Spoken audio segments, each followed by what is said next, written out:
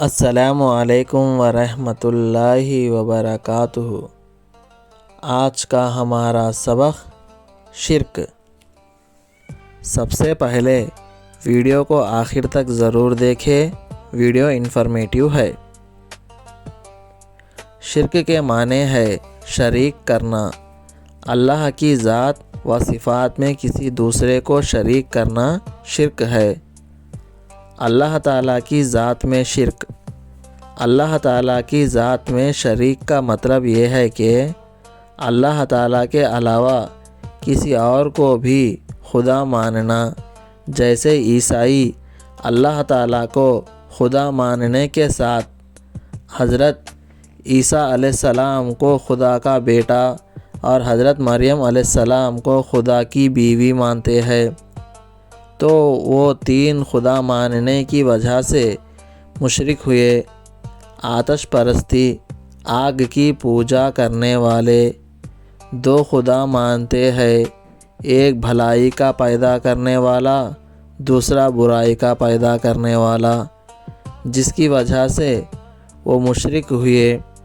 اور بت پرست چاند، سورج، آگ، پانی، درخت، پتھر جیسی بہت سی چیزوں کو خدا مان کر مشرک ہوئے۔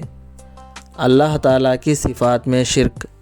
اللہ تعالیٰ کی صفات میں شرک کا مطلب یہ ہے کہ جو صفات اللہ تعالیٰ کے ساتھ خاص ہے ان کو کسی دوسرے کے لیے ماننا، جیسے اللہ تعالیٰ کے علاوہ کسی کو روزی دینے والا اور اولاد دینے والا سمجھنا۔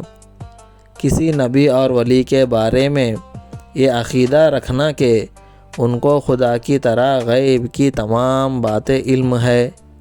اللہ تعالیٰ کی طرح کسی دوسرے کو عبادت کا مستحق سمجھنا اور اس کے لیے عبادت کا کوئی فعل کرنا، جیسے کسی قبر پر یا کسی بزرگ کے پاس سامنے سجدہ کرنا، کسی پیغمبر اور ولی کے نام کا روزہ رکھنا اور ان کے نام پر جانور کو ذبح کرنا وغیرہ۔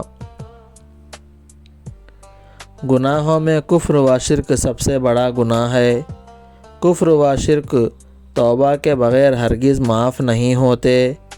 کفر و شرک کی حالت میں مرنے والا ہمیشہ جہنم میں رہے گا۔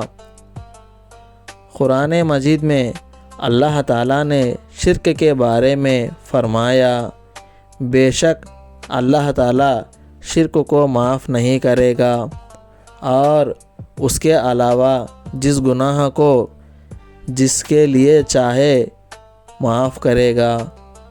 اور کفر کے بارے میں فرمایا، جن لوگوں نے کفر کیا اور ہمارے آیتوں کو جھٹلایا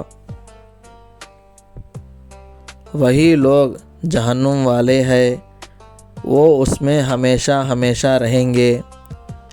ویڈیو کو لائک کریں اور ایسے ہی اسلامک کنٹینٹ دیکھنے کے لیے سبسکرائب کریں اور شیئر کریں۔ جزاک اللہ خیرا۔ السلام علیکم۔